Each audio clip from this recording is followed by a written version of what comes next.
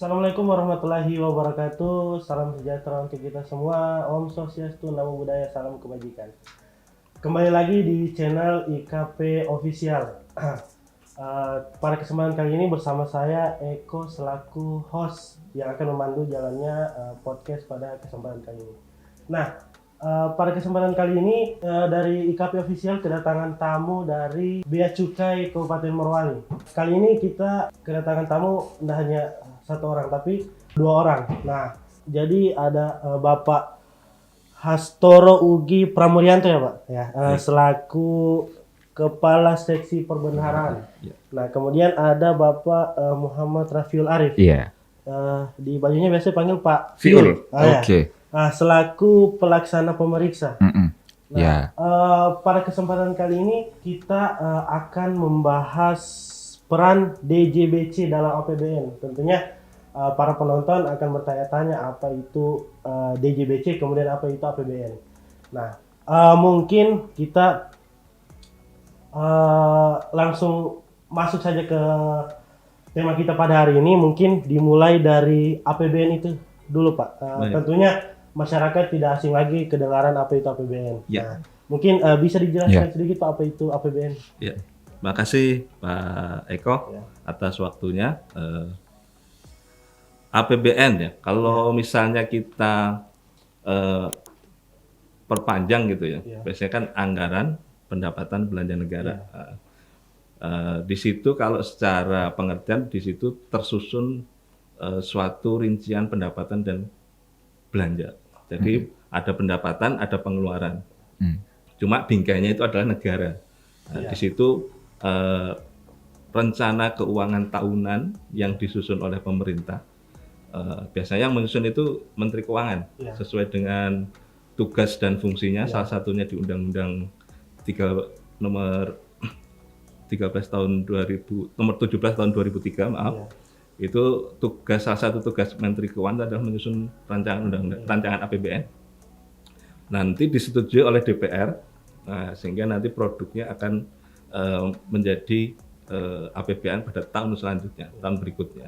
Nah, jadi di situ ada rincian pendapatan, ada belanja untuk bertujuan berlaku selama 1 tahun, Pak Eko. Jadi dari 1 Januari sampai 31 Desember. Iya, jadi kalau misalnya Kak Eko ini kan kuliah ya? Kuliah. Kalau kita mau memberikan contoh kita sendiri gitu, sebenarnya anggaran itu kan hal yang ibaratnya keseharian kita. Misalnya kita lagi namanya ngekos gitu. Kita kan pasti dari orang tua pasti dikasih bulanan sekian gitu misalnya ya. Berarti kita harus kira-kira kebutuhan saya dalam 1 bulan itu apa? Kita belanjakan untuk apa? Bayar ini, bayar itu, konsumsi ini, konsumsi itu. Sehingga kita harus pintar-pintar mengelolanya. Nah, itulah salah satu tugas Kementerian Keuangan untuk mengelola itu. Salah satunya seperti itu. Nah, itu tadi sedikit penjelasan APBN. Tentunya APBN itu adalah singkatan dari Anggaran Pendapatan dan Belanja Negara, gitu ya Pak. Nah, tentunya di dalamnya APBN tidak hanya hadir begitu saja, tentunya ada fungsi dari APBN itu sendiri. Betul. Nah, mungkin bisa dijelaskan sedikit Pak fungsi APBN itu? Ya, fungsi APBN kalau dari fungsinya bisa kita bagi menjadi 6 ya. Salah satunya itu adalah kita mencoba untuk meringkas dengan kalimat toresan adil gitu ya. Toresan adil itu otorisasi, perencanaan, sannya pengawasan, adil itu alokasi, dil itu distribusi, L-nya itu stabilisasi. Sehingga semua fungsi itu kembali kepada tujuan negara kita sebenarnya. Jadi fungsi APBN itu sebenarnya untuk mewujudkan cita-cita tujuan negara kita, yaitu mencerdaskan kehidupan bangsa, memajukan kesejahteraan umum, ya seperti itu yang seperti di pembukaan Undang-Undang 45 itu. Otorisasi, kalau kita kembali lagi ke otorisasi itu adalah APBN itu punya umur, seperti tadi saya bilang, bahas bahwa rencana tahunan. Jadi itu berlaku setahun, yaitu 1 Januari sampai 31 Desember. Karena di situ juga ada perencanaannya, jadi perencanaan itu disokong oleh 2 sebetulnya. Satu oleh kementerian dan lembaga di pemerintahan, satu lagi dalam sisi DPR. DPR juga bisa. Mereka punya masa untuk berkunjung dengan rakyat, menangkap aspirasi rakyat, sehingga nanti ketemu dalam titik pertemuan penyusunan rencana undang-undang APBN. Nah, di situ dibahas sehingga tahun depan itu mau apa? Kira-kira mau belanja apa? Strateginya apa? Penerimaannya seperti apa? Itu dibahas. Nanti di tanggal 16 Agustus nanti itu biasanya kan ada nota keuangan tuh di DPR itu. Nah, itu salah satunya nanti tahun depan itu mau ngapain? Nah, seperti itu. Nah, itu di sisi perencanaan. Kalau pengawasan itu otomatis pada saat merencanakan kita ada rambu-rambunya ya. Ada rambu-rambunya. Terus secara misalnya kita kalau kita jalan di suatu proyek itu pemerintahan, misalnya ada jembatan atau pembangunan seolah gedung, di situ ada plangnya. Mas Eko mungkin pernah lihat gitu. Jadi di situ ada anggarannya berapa lama dikelola, berapa lama proyeknya itu merupakan salah satu wujud masyarakat bisa untuk mengawasi. Secara tidak langsung itu masyarakat bisa mengawasi proyek-proyeknya seperti apa. Nah, dan tentu saja di sisi lain juga ada pengawasan secara administrasi oleh BPK. Ya, dari BPK. Terus kalau masalah fungsi alokasi, kita kalau misalnya terkait pembangunan infrastruktur. Nah, di situ ada pembangunan sekolah, waduk. Dulu zamannya Pak Jokowi awal-awal itu pembangunan waduk. Bapak nggak pernah, ya, kalau betul ya. Ya, terus pembangunan waduk seperti itu.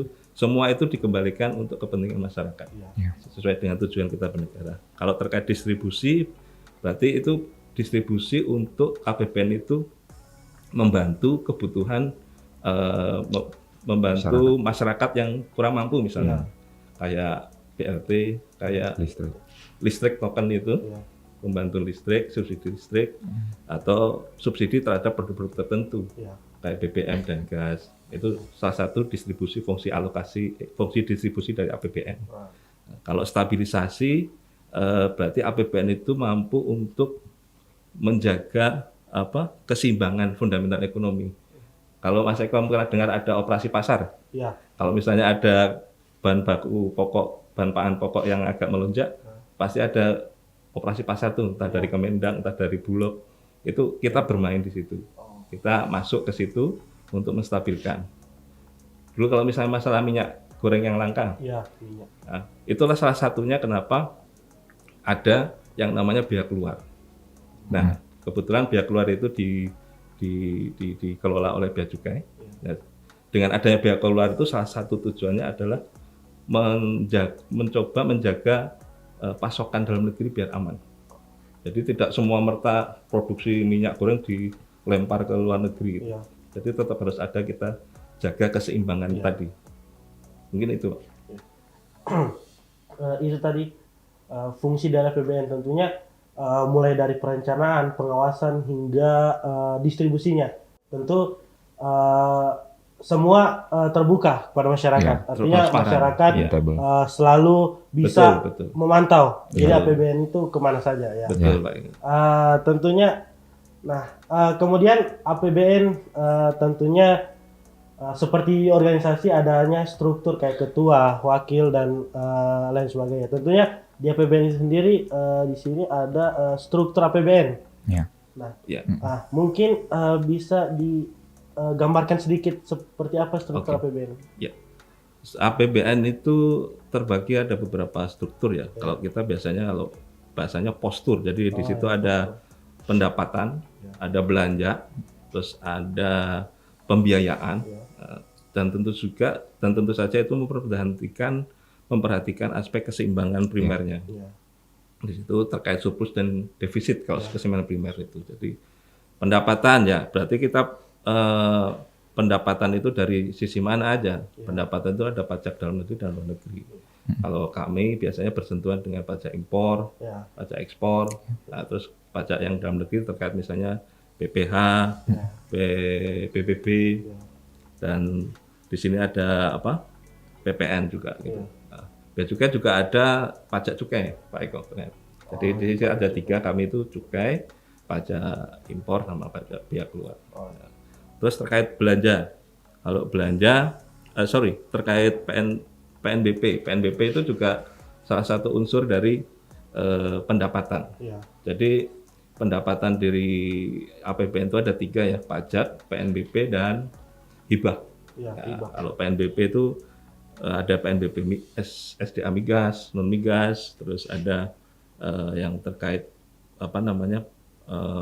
PNBP lainnya ada atau BLU. Jadi kalau misalnya ada pengurusan kitas itu Mas Eko itu masuk PNBP. Jadi kayak ada beberapa contoh yang lain. Terus hibah itu posisi pendapatan yang sifatnya itu sukarela dan tidak ada kewajiban apapun untuk itu. Misalnya kita waktu pandemi COVID kemarin 19 itu ada hibah terkait vaksin atau dan lain-lain sebagainya, Alkes itu masuk juga seperti itu. Terus kalau keseimbangan primer itu memang posisinya kita terus menjaga ya, bahwa itu jangan jangan sampai kita melebihi dari rambu-rambunya. Setiap APBN itu ada rambunya ternyata, ada rambunya. Jadi kita nggak boleh defisit dari lebih dari 3% dari APBD, itu salah satunya. Terus kita pembiayaan kita juga nggak boleh lebih dari 60% dari APBD. Dari PDB. Seperti itu. Jadi kita tidak hanya sekedar menyusun rencana saja, tapi ada rambu-rambu baku yang harus dipatuhi oleh antara pemerintah dan DPR. Ya. Ya, lagi-lagi bahwasanya APBN ini dari masyarakat itu sendiri, tentunya pajak ya. Pajak. Kemudian fungsinya juga untuk kembali ke masyarakat lagi. Tentunya bukan hanya dari pajak, ada juga PNBP tadi ya Pak? Penerimaan negara bukan pajak. Jadi bukan hanya dari pajak saja, tapi ada juga yang non pajak. Nah, kemudian ada hibah. Nah, kemudian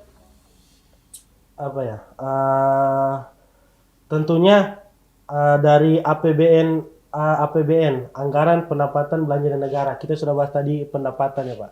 Nah, mungkin kita bisa lanjut ke belanja negara. Tentunya dalam APBN ada anggaran pendapatan, kita sudah bahas, kemudian ke belanja negara. Betul. Tentunya belanja negara itu kemana saja? Jadi APBN digunakan kemana? Pertanyaan yang bagus ini Pak Eko. Jadi memang kita kadang pertanyaan masyarakat pada umumnya itu sebenarnya pajak saya buat apa gitu. Jadi pajak saya itu mau dikemanain sih? Nah, mungkin kalau nanti rekan-rekan atau saudara-saudara sekalian ada mungkin punya waktu itu bisa lihat pada APBN kita itu sebenarnya apa yang sudah di kontribusi dari masyarakat itu kita belanjakan sebenarnya untuk sekali lagi ke masyarakat. Jadi untuk kesejahteraan masyarakat. Di sini belanja negara itu di tahun 2023 itu APBN 2023 itu mendukung berbagai pembangunan negeri. Salah satunya itu dialokasikan untuk pendidikan, kesehatan, perlindungan sosial, ya. Jadi infrastruktur, ketahanan pangan, juga Hankam juga. Dari di situ jadi memang sudah dialokasikan tertentu. Kayak misalnya pendidikan itu sekitar 20% dari APBN. Itu udah mandatori. Kalau mandatori itu berarti wajib Pak. Wajib. Iya, jadi nggak boleh, ya harus segitu gitu. Jadi memang dalam satu menyusun APBN itu ya memang sudah ada patternnya, jadi nggak boleh digoyang. Ya udah segitu. Seperti itu Pak. Lagi-lagi belanja negara kembali ke masyarakat. Jadi pendapatannya dari masyarakat, kemudian belanjanya juga untuk masyarakat itu sendiri. Ada banyak sekali, ada pendidikan, kesehatan dan lain sebagainya. Nah, tentunya di sini ada APBN Week. Jadi Pekan Raya Bea Cukai. Jadi sesuai dengan tamu kita pada hari ini dari Bea Cukai. Nah, tentunya di sini ada arsitektur APBN 2023. Nah, mungkin bisa dijelaskan sedikit Pak, arsitektur APBN 2023 itu seperti apa? Terima kasih Pak Eko. Jadi arsitektur APBN 2023 itu optimis dan tetap waspada.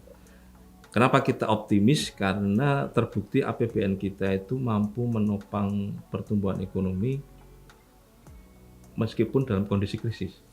Pada tahun 2019 kita termasuk mampu untuk melewati masa-masa sulit. Salah satunya dibantu oleh APBN. Di situ mungkin masih ingat kita ada vaksin gratis, ada beberapa kebijakan-kebijakan kayak subsidi listrik, terus terkait masalah PSBB, ya itu salah satunya secara tidak langsung mungkin sangat dirasakan oleh masyarakat ya. Jadi memang pada saat pandemi itu kebijakan dari Bu Menteri itu memang tidak bisa dipisahkan antara menyelamatkan nyawa dengan ekonomi, itu harus beriring. Jadi nggak bisa dilepaskan bersatu. Ditambah lagi dengan kinerja APBN tahun 2022 Pak Eko, kita di kinerja perekonomian kita positif. Kita di triwulan sepanjang 2022 itu pertumbuhan ekonomi di atas 5%. Sehingga pada tahun 2023 ini kita cukup optimis. Bahkan di triwulan 1 kemarin Pak Eko, kita pertumbuhan ekonominya mencapai 5,03%. Sedangkan Cina sendiri hanya 4, sekian persen pertumbuhannya di triwulan yang sama. Jadi kita lebih tinggi dari Cina itu pertumbuhan ekonominya. Tentu saja di samping itu kita juga harus mempertimbangkan perkembangan ya Pak. Karena kita tidak tahu pada saat berjalannya APBN itu pasti harus mempertimbangkan faktor-faktor eksternal juga. Jadi kita harus tetap waspada. Ya, itulah makanya kenapa waspada itu ada di situ, seperti kayak pengetatan kebijakan moneter, karena itu akan bersinggungan dengan terkait dengan tekanan terhadap nilai tukar. Jadi terus carrying effect yang kayaknya dampak jangka menengah pandemi atau panjangnya pandemi itu seperti apa. Kita harus tetap jaga momentum ini untuk terus bisa pulih ekonominya nasional kita. Itu. Nah, itu tadi dia APBN optimis dan tetap waspada. Artinya pelan tapi pasti ya Pak. Ya, dia tetap optimis tapi dengan melihat resiko-resiko yang terjadi. Jadi tetap optimis tapi artinya tetap harus waspada dengan betul. Ya, tetap waspada dengan mungkin dengan krisis, ancaman perlambatan ekonomi dengan ancaman yang betul. lain. Ya. Kemudian jadi sesuai judul tadi itu peran pemuda-pemudi pada APBN. Nah, mungkin bagaimana peran generasi muda kepada APBN? Ya, mungkin kalau generasi muda kita kasih ke betul, kasih ke yang muda biar sesuai dengan umur. Iya, betul. Ngomongin masalah muda ini kayaknya Bapak Hastoro Ugi juga masih muda sebenarnya. Jadi semuanya relate ya. Jadi kita harus bersyukur ya APBN itu tidak melulu dikelola oleh pemangku-pemangku. Mungkin orang awam memikirnya ini APBN ini dibiayai semuanya dari luar negeri ya. Enggak juga. Ada juga yang dari dalam negeri. Jadi dari postur hutang negara itu 70%-nya itu didanai dari dalam negeri dan sisanya dari luar negeri. Mungkin sebelum saya jelaskan terkait dengan sumbangsih generasi milenial sendiri, alangkah lebih baiknya jika saya sampaikan dulu kenapa sih negara harus berutang gitu. Nah, jadi utang juga dibutuhkan untuk melanjutkan pertumbuhan ekonomi yang sudah terlanjur berjalan dengan sempurna dan dengan baik. Seandainya negara tidak berhutang, akan stuck pertumbuhan ekonomi sehingga tidak ada pertumbuhan yang diharapkan oleh pemerintah Republik Indonesia itu sendiri gitu. Jadi kalau stuck, otomatis semuanya akan melambat, akan berkurang. Bahkan Indonesia mungkin tidak bisa bersumbangsi positif pada saat kerjasama internasionalnya sendiri gitu. Jadi itu dulu yang saya sampaikan mengapa negara butuh berutang. Mungkin pada netizen sendiri kan sering bertanya, ini negara ngutang terus gitu, kapan lunasnya gitu. Jadi utang yang diambil oleh negara sendiri sifatnya utang produktif. utangnya itu bisa dibiayai sendiri dengan pertumbuhan ekonomi itu sendiri. Terbukti makin kesini hutang Indonesia itu semakin mengecil atau semakin berkurang. Jadi mengapa kita membutuhkan utang ya itu untuk melanjutkan pertumbuhan ekonomi yang sudah berkembang pesat di Indonesia. Hutang itu juga yang memberi sumbangsi positif atas kenaikan pertumbuhan ekonomi di Indonesia. 5% di triwulan 1 2023, bayangkan Mas Eko. Lebih tinggi dari pertumbuhan ekonomi Tiongkok sendiri yang hanya di angka 4,5% di triwulan pertama 2023. Jadi buat netizen-netizen mungkin yang dalam hal ini kawan-kawan di Kabupaten Morowali ya harus tahu Indonesia berutang itu ada tujuannya, produktif. Mas Eko kalau beli mobil untuk keperluan pribadi mungkin itu utang konsumtif untuk Mas Eko pakai sendiri. Tapi kalau Mas Eko beli mobil untuk Mas Eko sewakan, itu kan Mas Eko dapat uangnya. Nah, uangnya kan bisa buat bayar cicilan mobilnya. Itu namanya utang produktif. Oke, jadi generasi milenial sendiri ini dalam fungsi utang sendiri adalah membantu untuk menginvestasikan dalam SBN. SBN itu tabungan yang obligasi yang dimiliki oleh pemerintah yang dijual kepada produk atau masyarakat dalam negeri. Nah, kebetulan SBN ini atau obligasi ini itu sasarannya itu banyaknya ke milenial gitu. Jadi sebenarnya negara ini berhutangnya ke milenial. Untuk kenapa negara berhutangnya ke milenial? Mungkin salah satu pertimbangannya adalah bunga yang lebih kecil gitu. Jadi kita sama aja kalau kayak misalnya kita menyimpan saham di bursa atau segala macamnya kan kita juga dapat turn back ya, kita dapat income tambahan. Nah itu juga kita juga dapat bunga dari situ. Jadi simbiosis mutualisme, pemerintah dapat bunga yang lebih kecil, otomatis bisa lebih banyak surplus yang dia dapat, dan kita sebagai warga masyarakat yang menabung atau berinvestasi di obligasi juga punya penghasilan tambahan karena uang kita itu tidak stuck di situ-situ terus, akan ada penambahan dari sisi bunganya. Itu Mas Eko. Jadi seperti yang dijelaskan tadi bahwa utang negara itu utang yang produktif, artinya dibuat untuk masa depan juga. Iya, betul. Negara. Tentunya nanti kita akan menghadapi 4.0 tentunya di mana seluruh umat manusia itu masuk ke dalam usia ideal. Artinya betul. Kita ataupun negara sendiri itu berutang untuk produktivitas dari masyarakat itu sendiri. Betul. Nah, tentunya kita langsung lanjut ke seperti tema kita pada kesempatan kali ini, yaitu peran DJBC dalam APBN. Nah, tentunya masyarakat masih samar-samar apa sih itu DJBC. Nah, setelah kita membahas tadi apa itu APBN, kemudian kita masuk ke DJBC. Mungkin bisa dijelaskan Bapak, DJBC itu apa sih? Baik. Oh siap. DJBC ya? Iya betul ya. Jadi Bea Cukai, Mas, sebelum saya jawab Mas Eko, saya pernah dengar gak kata Bea Cukai Mas Eko sebelum kita tampil podcast di hari ini? Pernah. Taunya Bea Cukai itu apa Mas Eko? Bea Cukai, kalau saya sendiri tentunya ke masyarakat umum juga mengetahui bahwa yang biasa memeriksa rokok itulah. Iya betul ya. Rokok dan lain sebagainya. Iya betul. Itu benar, tidak salah juga. Jadi kalau kita lempar ke masyarakat, orang kalau ditanya dari kecil cita-citanya mau jadi apa, nggak ada yang nyebut Bea Cukai karena kan memang bukan instansi yang terkenal itu gitu. Jadi Bea Cukai itu adalah instansi di bawah Kementerian Keuangan Mas Eko. Kita di bawah, walaupun kita ngurus rokok bea keluar, bea masuk di bandara pelabuhan, tapi kita juga di bawah instansinya Kementerian Keuangan. Sifatnya kami juga semi militer. Jadi ada pendidikan militer yang dimiliki oleh kita di tempat selama kurang lebih 1 bulan untuk tahan banting di lapangan Mas Eko, biar nggak gampang kena mental kita di lapangan. Betul. Jadi kita punya visi menjadi institusi kepabeanan dan cukai terkemuka di dunia. Visinya ini nggak main-main, untuk terkemuka di dunia ini.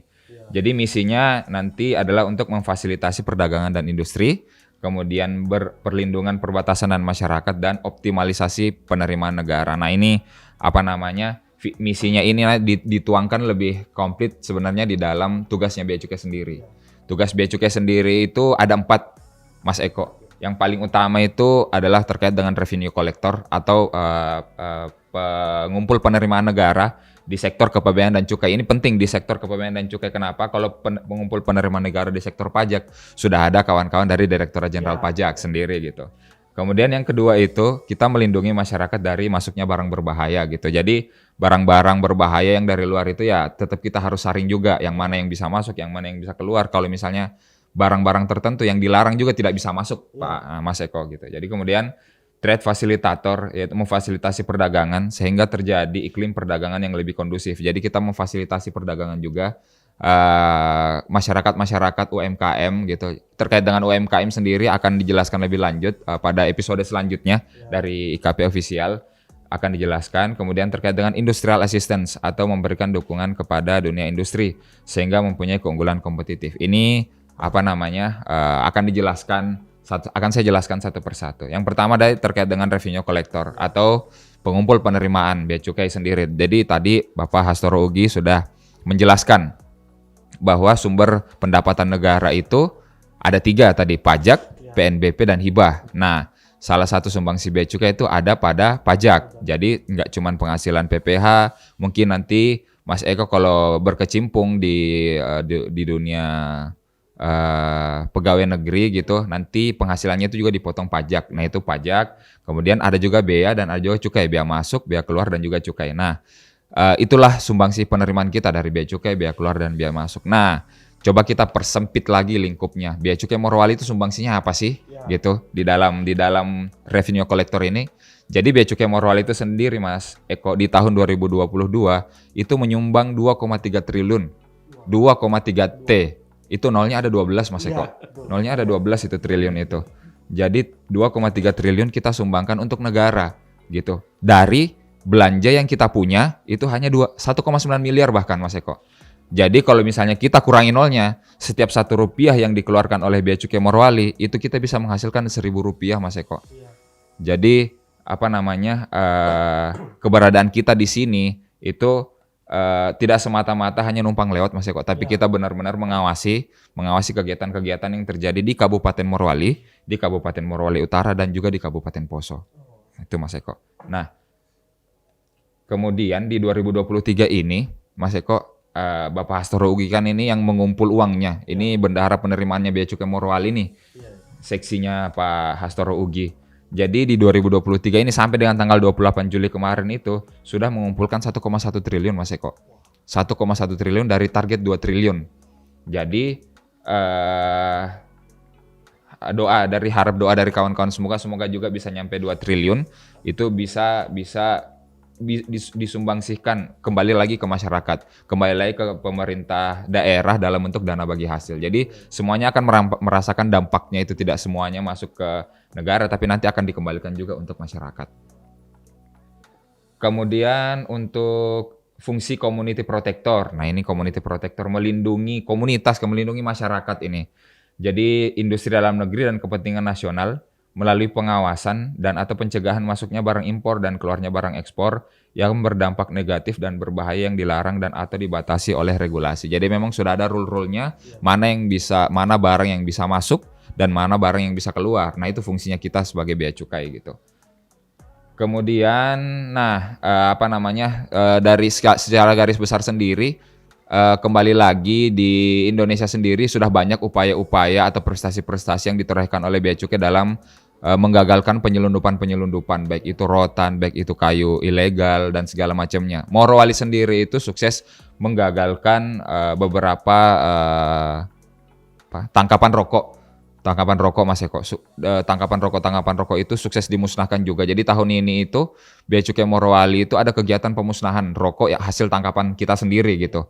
Berhasil memusnahkan rokok, MMA atau minuman mengandung etil alkohol gitu. Jadi itu sukses kita musnahkan. Jadi kegiatan pemusnahan itu sebagai wujud fungsi bea cukai Morowali sebagai community protector gitu. Kalau Anda bisa, misalnya mungkin Mas Eko bisa bayangkan, seandainya bea cukai Morowali tidak hadir di tengah-tengah masyarakat, tidak hadir di Morowali misalnya, otomatis jutaan batang rokok, jutaan itu batang rokok yang kita musnahkan itu mungkin beredar di masyarakat. Bisa jadi rokok ilegal itu tidak kita tahu mengganggu kesehatan masyarakat, bisa jadi kita tidak tahu itu mengganggu stabilitas ekonomi yang ada di Morowali gitu. Jadi memang fungsi kita saling menguntungkan. Jadi tidak jarang kita juga berkolaborasi dengan pemerintah daerah setempat dalam penindakan rokok ilegal ini.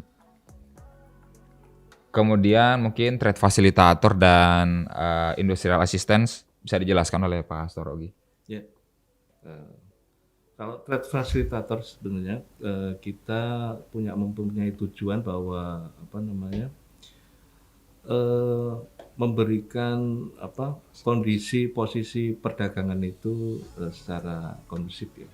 Salah satunya itu untuk menekan biaya yang tinggi sehingga kepastian juga ada di situ pelaku-pelaku perekonomian. Di kita sendiri sebenarnya memangkas atau melakukan penggunaan pemanfaatan teknologi itu sudah berjalan Pak Eko. Jadi kayak misalnya ya kita punya sistem CESA, gitu. Custom Excise Information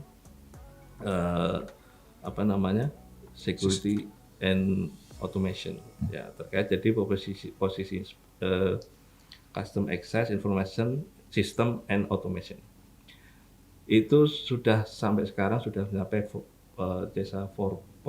Jadi kalau tadi Pak Eko nyinggung masalah 4.0 industri, nah kita juga sudah 4.0 di mana kita sendiri sudah dimungkinkan pelaku-pelaku usaha itu untuk akses ke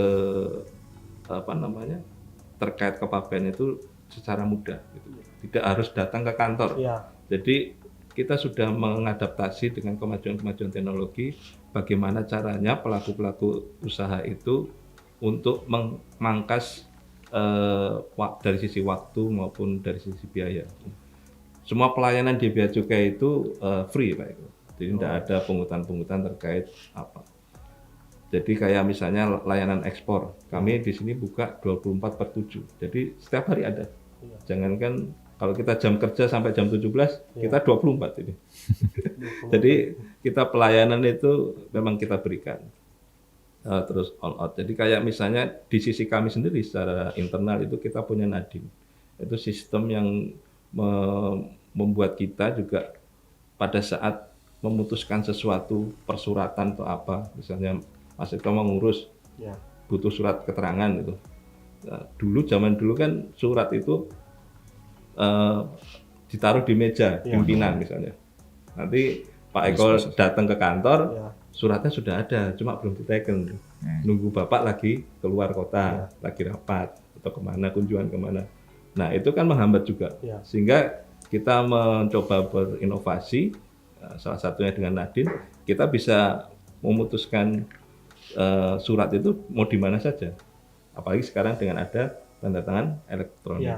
Ya, jadi kami sudah beradaptasi dengan seperti itu. Terus juga kami terkait menekan biaya tinggi juga kita sudah BC Morowali sendiri sudah punya tagline ikhlas berbakti semangat mengabdi. Dan kami kemarin sudah mendapat predikat BPK ya.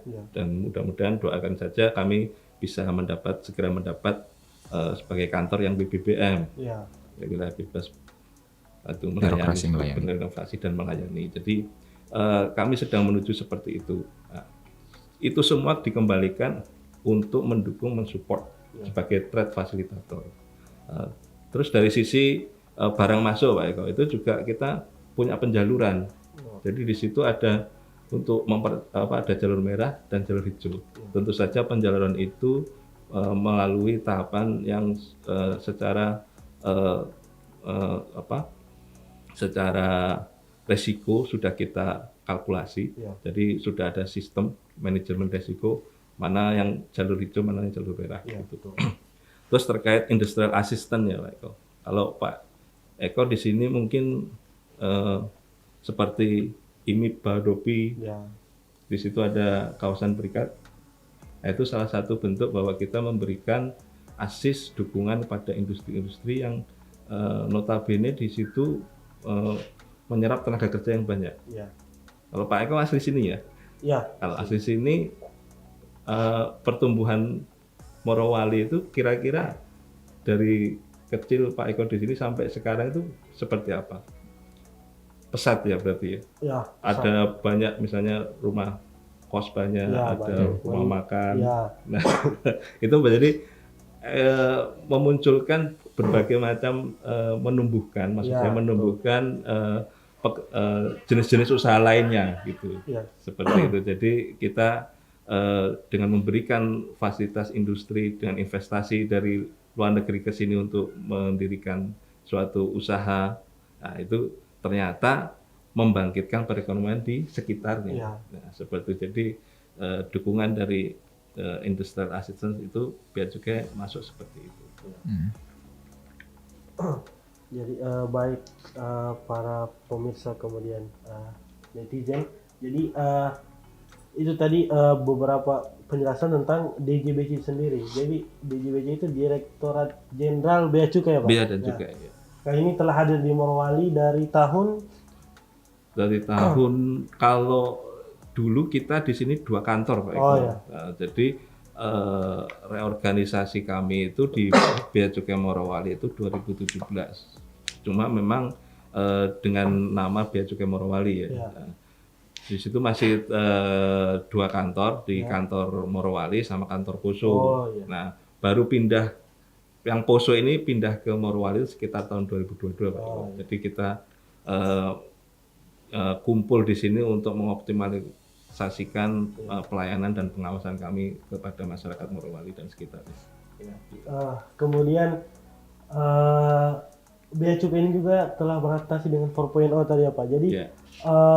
kepengurusan tidak hanya datang ke kantor, jadi bisa dari rumah aja ya, dari gadget ya. Bisa. Ya. Ya, dan pelayanannya ingat sekali lagi 24,7 Untuk layanan ekspor ya.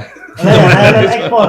Sekali lagi layanan Bukan ekspor. layanan. Jadi Bea Cukai ini apa ya? Kepengurusannya terus selama seminggu berarti ya 24/7. Ya. Ingat Bea Cukai selalu terbuka untuk kepengurusan ekspor selama 24/7. Nah, Oke. kemudian jadi tidak hanya apa ya mengawas masuk kemudian keluarnya, juga membantu membuka lapangan kerja bagi adik-adik mungkin yang ingin masuk sebagai pegawai bea cukai. Nah, tentunya bisa dijadikan satu opsi untuk masuk ke pegawai bea cukai. Jadi dijelaskan tadi bahwa ada juga semi militer ya. Iya. Jadi di bea cukai sendiri ada semi militer. Jadi bagaimana untuk kita terjun ke lapangan Iya. untuk mengawasi barang-barang yang ada. Nah, kemudian mungkin kita langsung saja ke bagaimana pelaksanaan APBN oleh DJBC itu sendiri, Pak. Mungkin kita langsung masuk ke tema itu saja karena sesuai tema kita tadi, peran DJBC pada APBN. Mungkin langsung saja, Pak.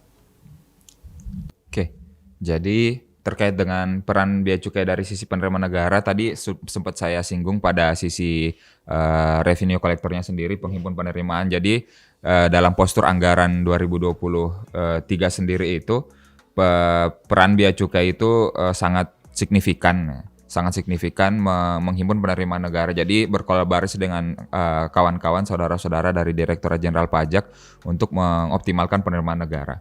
Dari tahun 2022 sendiri itu bea cukai itu punya sumbangsi 317,8 triliun. Mas Eko, 317,8 triliun. 2,3 triliunnya dari Morowali. Nah, jadi 300 lebihnya itu dari kantor-kantor bea cukai lain tersebar di seluruh Indonesia. Nah, tapi penerimaan bea cukai juga itu ada penerimaan yang dititipkan ke kita. Apa saja penerimaannya itu? Jadi ada pertama itu terkait dengan PPN impor, kemudian ada PPN BM impor, dan yang terakhir adalah PPH impor, PPH 22 impor ya. Jadi 3 pajak ini dibalut dalam satu pengertian, yaitu pajak dalam rangka impor. Pajak berarti kalau misalnya ada kata pajak berarti ini penerimaan dari kawan-kawan dari Direktorat Pajak yang penagihannya itu dilimpahkan atau dititipkan amanah ke Direktorat Jenderal Bea dan Cukai gitu. Kemudian kawan-kawan pasti nanya, dari tadi nih Pak Hastoro Ugi dan Mas Fiul ini menjelaskan terkait dengan bea masuk, bea keluar, dan cukai. Nah, apa sih itu bea masuk, bea keluar, dan cukai ini? Ya, untuk menambah wawasan kawan-kawan yang menyaksikan live kita hari ini terkait dengan biaya masuk itu adalah pungutan negara atas barang impor yang tujuan utamanya adalah untuk membatasi masuknya barang impor dalam rangka melindungi produk dalam negeri. Kalau terlalu banyak barang yang diimpor masuk ke dalam, kasihan UMKM kita dalam negeri, kapan barang mereka akan bersaing gitu. Kapan barang kita akan bersaing. Makanya kita kenakan biaya masuk supaya harga yang setibanya di konsumen akhir itu sudah bisa bersaing dengan harga kita di sini. Mereka mungkin barang luar mungkin biaya produksinya lebih murah, makanya mereka berani memasarkan dengan harga murah. Kita beratkan ke biaya masuknya. Kita tambahkan ke biaya masuknya. Kemudian biaya keluar itu adalah pungutan negara yang dikenakan terhadap barang ekspor tertentu. Mengapa kita mengenakan biaya keluar? Yang pertama itu untuk menjamin terpenuhinya kebutuhan dalam negeri, paling penting. Kemudian melindungi kelestarian sumber daya alam. Kemudian mengantisipasi kenaikan harga yang cukup drastis dan komoditi ekspor tertentu di pasaran internasional. Dan yang terakhir tentu yang paling penting adalah menjaga stabilitas harga komoditi tertentu di dalam negeri. Itu penting. Jadi seperti yang tadi disampaikan, ekspor rotan kok dilarang keluar lah. Kita aja untuk memenuhi kebutuhan dalam negeri aja kurang gitu. Untuk apa mau diekspor? Seandainya bea cukai tidak menggagalkan ke ekspor rotan maupun kayu misalnya, otomatis di saat pengusaha memproduksi barang jadi yang terbuat dari rotan, itu pasti harganya akan tinggi. Mereka karena apa? Karena bahan baku rotannya itu susah untuk didapatkan. Akhirnya banyak pengusaha mungkin gulung tikar. Pertama karena tidak memperoleh bahan baku. Yang memperoleh bahan baku dan jual dengan harga tinggi juga akan gulung tikar. Kenapa? Karena barangnya tidak laku. Jadi itu adalah dampak yang harus kita antisipasi ke depannya. Yang bea cukai akan antisipasi ke depannya. Yang ketiga itu cukai. Nah, ini namanya bea dan cukai. Cukai itu apa sih? Gitu. Cukai adalah pungutan tertentu yang dikenakan terhadap barang-barang tertentu yang mempunyai sifat atau karakteristik yang telah ditetapkan dalam undang-undang. Jadi, cukai itu ada undang-undangnya, pabean juga bea masuk dan bea keluar juga ada undang-undangnya, Mas. Yang kayak gimana sih itu karakteristik tertentu? Ya kan ya, ada rule-rule-nya yang harus kita hormati gitu. Enggak semua barang langsung dicomot, oh ini cukai, enggak. Ada rule-nya juga. Yang pertama itu konsumsinya perlu dikendalikan. Dan yang kedua peredarannya perlu diawasi. Yang ketiga pemakaiannya dapat menimbulkan dampak negatif bagi masyarakat. Dan yang keempat pemakaiannya perlu pembebanan pungutan negara demi keadilan dan keseimbangan. Nah, yang paling mudah untuk dipahami oleh masyarakat kita, cukai itu mungkin adalah kita ngomongin cukai otomatis nangkepnya rokok. Itu yang paling gampang itu rokok. Mengapa rokok itu dikenakan cukai sih? Kenapa nggak langsung aja gitu produksi langsung dijual gitu? Oh enggak. Mengapa yang paling utama itu adalah untuk mengontrol yang tadi konsumsinya perlu dikendalikan. Kalau semisal kita tidak mengenakan cukai, otomatis harga rokok makin tidak bisa dikendalikan, makin rendah gitu. Masyarakat bisa semena-mena beli rokok, padahal kan itu adalah konsumsi yang perlu dikendalikan. Jangankan harga naik, harga ditambah, udah pasang foto serem di bungkus rokok aja orang masih beli rokok gitu. Ya kan, jadi memang masyarakat harga butuh dinaikkan untuk mengontrol pembelian. Jadi masyarakat mungkin mikir-mikir gitu, oh saya beli rokok, wah harganya sekian ini, gak usah dulu lah gitu, mending buat beli makan gitu. Harapannya ke depan seperti itu gitu. Jadi itu salah satu fungsi yang mungkin bisa kita pahami bersama mengapa sih bea cukai itu harus ngawasin rokok dan kenapa harga rokok tiap tahun naik. Yaitu itu harapannya itu tadi yang saya tekankan untuk menekan konsumsi rokok yang ada di masyarakat supaya nggak terlalu banyak. Mungkin itu Mas Eko. Tentunya itu tadi telah dijelaskan beberapa, yaitu peran DJBJ sendiri kepada APBN, kemudian apa itu bea masuk, kemudian bea keluar, dan apa itu cukai. Nah, ingat sumbangsi bea cukai Morowali itu sangat besar ya, seperti yang disebutkan tadi sebesar 2,3 triliun loh tahun 2022. Nah, dari Morowali itu sendiri 2 T, artinya sumbangsi bea cukai ini sangat tinggi kepada negara. Nah, kemudian setelah itu satu tadi, jadi bea cukai tidak berkait saja, ada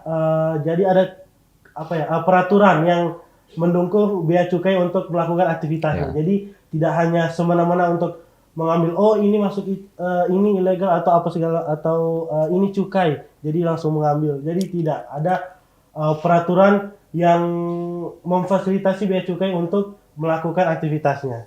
Nah, kemudian jadi ada aspek pertimbangan kebijakan cukai. Nah, di sini karena tadi telah membahas rokok, jadi ada aspek pertimbangan kebijakan cukai dari hasil tembakau. Mungkin bisa dijelaskan yang ini Pak sedikit saja mungkin. Oke. Tadi masih berkaitan dengan penjelasan terkait dengan cukai ya. Jadi saya sampaikan sedikit 4 pilar itu kebijakan itu apa aja sih. Iya.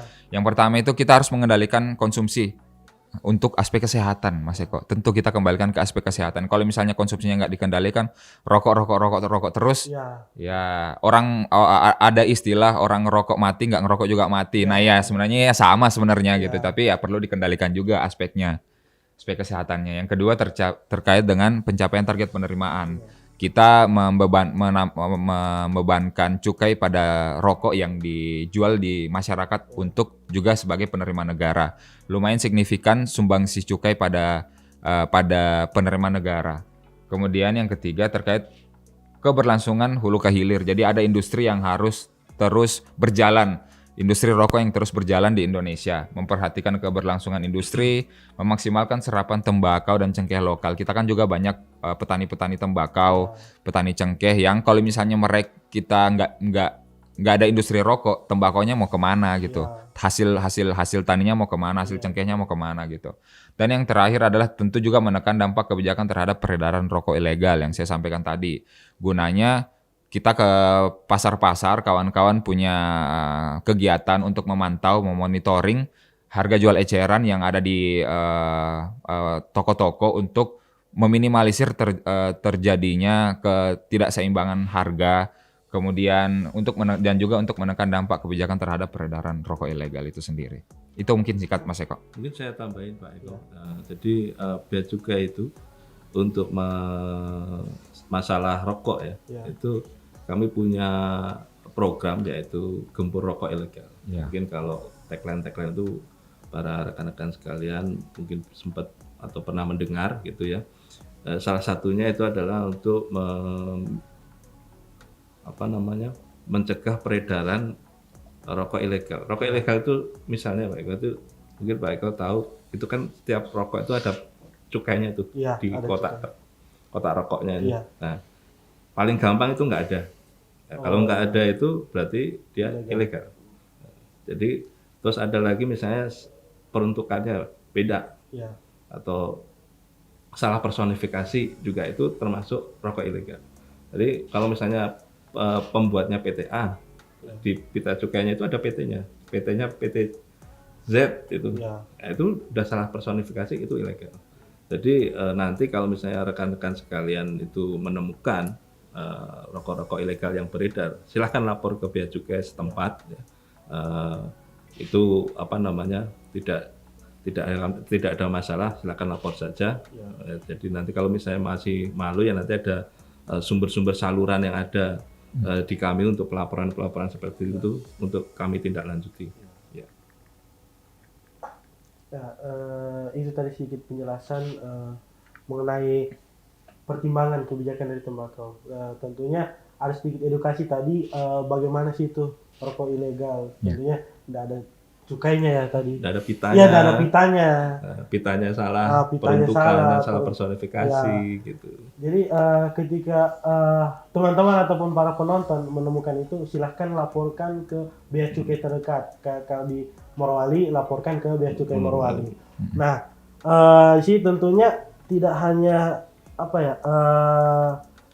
seperti yang dijelaskan tadi bahwa rokok. Di sini ada perluasan barang kena cukai itu cukai plastik. Jadi plastik itu sendiri juga kena cukai, teman-teman. Jadi mungkin bisa dijelaskan sedikit plastik yang seperti apa mungkin yang kena cukai.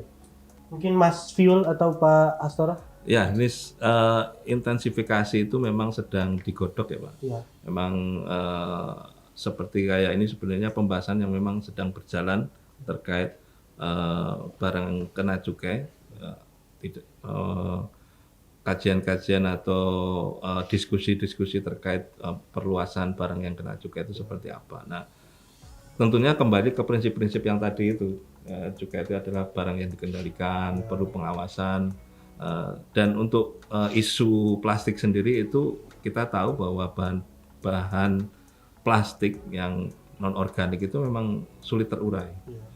Dan beberapa kasus itu misalnya pencemaran terbaik itu ternyata juga dari plastik-plastik itu. Kayak misalnya di pesisir-pesisir itu bisa ada beberapa foto, di situ ada tampak misalnya ikan juga ternyata ada apa namanya, ada makan plastik. Kalau sempat saya baca di web itu di berita terkait sapi makan di TPA itu salah satunya plastik juga. Nah itu mungkin kajian itu akan seperti itu. Jadi diarahkan memang nggak cuma rokok MMA, tapi juga dimungkinkan nanti ada plastik yang akan dikenakan juga. Tentu saja paling gampang di tempat kita ya mungkin seperti kantong belanja ya, kantong belanja plastik itu yang di pasar-pasar, sehingga kita diarahkan untuk memakai produk-produk yang ramah lingkungan. Jadi memang seperti itu. Jadi bea cukai itu ternyata juga tidak hanya ngurusin revenue kolektor, tapi ternyata juga lingkungan juga diperhatikan sama bea cukai. Seperti itu. Iya tadi jadi seperti yang diketahui bahwa cukai itu tadi konsumsinya dikendalikan, terus peredarannya juga. Jadi isu plastik itu sangat ramai di kalangan masyarakat. Artinya sampah berserakan dan lain sebagainya. Jadi dari bea cukai sendiri itu akan mengadakan perluasan barang kena cukai. Jadi nantinya plastik akan kena cukai. Ya, gitu. Sedang dikaji. Sedang dikaji. Nah, kemudian yang terakhir nih Pak. Jadi mungkin bisa gambarkan sedikit capaian kerja dari DJBC, Direktorat Jenderal Bea Cukai. Mungkin dari Pak Hastor atau Mas Yul? Oke. Sekalian. Oke. Jadi tadi Pak Hastor Ugi yang membuka. Nah, ini pertanyaan Pak Mungkas dari host ini terkait dengan peran bea cukai dari sisi penerimaan negara. Tadi juga sudah sempat dibahas ya terkait dengan revenue collector sendiri. Untuk tugas fungsi bea cukai itu salah satunya kan sebagai pengumpul penerimaan negara ya. Nah, pengumpul penerimaan negara sesuai dengan yang ditargetkan dalam APBN. Jadi kita itu sudah punya target berapa yang harus kita peroleh setiap tahunnya, yang harus kita penuhi, yang kemudian target itu disebar kembali ke masing-masing kantor bea cukai yang ada di Indonesia. Kantor A sekian triliun, kantor B sekian miliar, bahkan di kantor beberapa tertentu sekian ratus juta dan sekian juta gitu. Jadi dan itu setiap tahunnya itu pasti akan meningkat karena kebutuhan belanja kan akan semakin meningkat. Tentu juga target harus meningkat. Kalau misalnya segitu-gitu terus yang nggak menantang namanya gitu. Jadi ya harus ditambah target setiap tahunnya untuk supaya ada upaya untuk meningkatkan terus kegiatan-kegiatan dalam rangka pengumpulan penerimaan negara. Kemudian di 7 tahun terakhir utamanya itu dari target yang telah diberikan oleh Direktorat Jenderal Bea dan Cukai itu yang diberikan oleh Kementerian Keuangan, bea cukai itu mampu melampaui target sekitar rata-rata itu sekitar 106% setiap tahunnya gitu. Jadi dalam 7 tahun terakhir, alhamdulillah bea cukai itu mampu memenuhi ekspektasi yang diberikan oleh Ibu Menteri Keuangan, Ibu Sri Mulyani selama 7 tahun terakhir, bahkan lebih dari 100%, bisa di angka 106% gitu. Jadi kinerja penerimaannya sendiri itu secara garis besar itu 100 bisa, kalau misalnya kita sekitar hampir 200 kali lebih besar daripada belanja yang dibebankan kepada kita gitu. Jadi kalau misalnya kita dikasih uang untuk belanja gitu. Nah, kita bisa mengembalikan itu dalam dalam perhitungan 200 kali lipat lebih besar gitu. Jadi disuruh belanja nih nak buat beli kerupuk 1. Nah, kita bisa ngasih 200 kerupuk nih kembali ke ibu kita, saya dapatnya 200 nih gitu. Atas hasil kinerja bea cukai itu sendiri gitu. Dari bea masuk, dari bea keluarnya sendiri dan cukainya gitu. Belum lagi dari PPN dan PPNBM dan PPh impor yang jadi bagian dari penerimaan pajak. Nah, sementara belanjanya sendiri itu ada 3 macam ya. Tadi ngomongin belanjanya bea cukai itu sendiri ada 3 macam secara garis besar, yaitu belanja barang, kemudian untuk operasionalnya kita sehari-hari, belanja modal itu untuk pembangunan gedungnya kami di sana, dan tahun ini mungkin sekedar info untuk kawan-kawan di Morowali dan pemirsa yang menyampaikan live, Bea Cukai Morowali sedang melaksanakan pembangunan rumah negara. Jadi rumah negara untuk kawan-kawan yang ditugaskan di Bea Cukai Morowali itu diharapkan selesai rampung pada 2023 ini. Jadi kawan-kawan di 2023 akhir nanti sudah bisa menggunakan fasilitas rumah negara yang tersedia di belakang kantor kita di gedung kantor Bea Cukai Morowali. Kemudian yang terakhir itu belanja pegawai untuk membiayai gaji dan tunjangan pegawai, uang makan, uang lembur dan segala macamnya. Kemudian yang saya sampaikan tadi di Morowali sendiri itu target penerimanya tahun ini 2 triliun Mas Eko. Harap doanya untuk bisa mencapai karena sampai dengan bulan Juli ini sudah di angka 1,1 triliun. Kurang 5 bulan lagi untuk mencapai itu.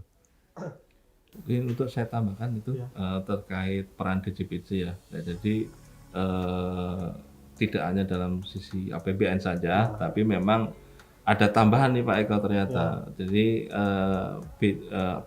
kita itu punya Indonesian Aid ternyata. Jadi Indonesian Aid itu kerjasama pembangunan internasional. Itu merupakan tools ya Pak ya. Kerjasama ini merupakan tools untuk mendukung diplomasi politik, ekonomi, sosial, budaya yang semata-mata ditujukan untuk kepentingan nasional. Nah, Bea Cukai di situ masuk di situ. Peran DJBC ada di Indonesian Aid itu. Salah satunya itu kita itu berperan dalam program peningkatan kapasitas pegawai Bea Cukai Laos yang diinisiasi oleh Kantor Pusat Bea Cukai. Kita punya peran di situ. Jadi terus yang kedua, program peningkatan kapasitas berupa pelatihan kepabeanan dasar pegawai Bea Cukai Timor Leste. Timor Leste aja belajar ke kita. Jadi terus yang ketiga, lokakarya passenger assessment untuk pegawai Bea Cukai di Bangladesh, Filipina, Myanmar, Laos, Kamboja, Timor Leste, Fiji, dan Papua Nugini. Ya. Terus kita juga ternyata pengiriman hibah kita diikutkan Pak Eko. Pastikan karena arus masuk keluar barang itu kan lewat Bea Cukai. Sehingga kita berperan di situ mengirimkan vaksin pentavalen ke Nigeria, pengiriman hibah kendaraan patroli ke Palau. Tahu Palau? Palau di mana Pak Eko? Palau di mana? Jadi Palau itu ada negara di Pasifik, di utaranya Papua Barat. Jadi di situ kita punya kemarin hibah, terus pengiriman hibah peralatan laboratorium ke Senegal. Nah, jadi sekarang jadi tahu kan, ternyata Indonesia nggak cuma nerima bantuan, sekarang ngasih bantuan. Jadi sekarang posisi Indonesia itu sudah mulai tampil kepada jadi tidak hanya menerima bantuan, sekarang kita balik, sekarang kita memberikan bantuan.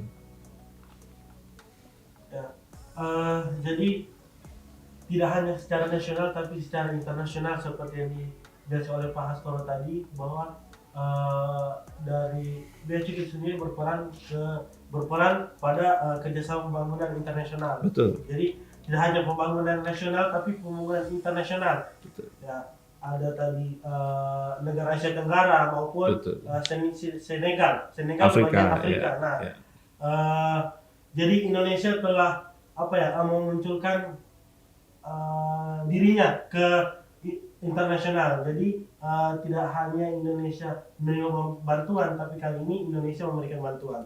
Nah, mungkin kita sampai di sini. Kami ucapkan terima kasih kepada Bapak Hastoro, Mas Fiul telah datang ke IKP Official, memberikan sedikit bukan sedikit sih, banyak pemahaman bagi para penonton yang ada di IKP Official. Kemudian untuk teman-teman jangan lupa like, komen, kemudian subscribe channel IKP Official, dan juga teman-teman follow Instagram IKP Official di Instagram, dan juga Instagram Bea Cukai Morowali. Ya, Bea Cukai Morowali, agar teman-teman dan para penonton tidak ketinggalan informasi dari Bea Cukai Morowali. Nah, kita sampai di sini saja. Selamat siang untuk para penonton dan salam sejahtera untuk kita semua. Informasi cerdas, masyarakat sejahtera. Sekian. Wassalamualaikum warahmatullahi wabarakatuh. Waalaikumsalam warahmatullahi wabarakatuh.